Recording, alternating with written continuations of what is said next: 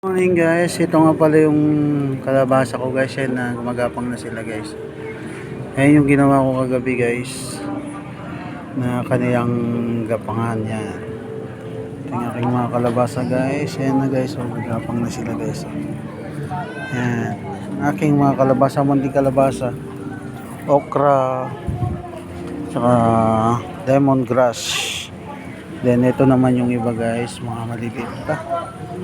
Yan guys, hanggang doon sa kabila. Yan yung ginawa ko kagabi guys. So yan ang aking mga kalabasa. Yan ang gapangan nila pagka para sa lahat naman to guys. So yan guys, ang aking munting garden na kalabasa, okra. May mga oregano rin dito. Tanim ko yan guys.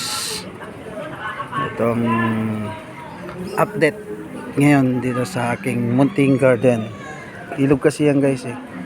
So yan guys, thank you guys, thank you for watching kalabasa munting garden ni Alberto. Thank you so much guys, thank you for watching. Ingat po tayo lagi, God bless.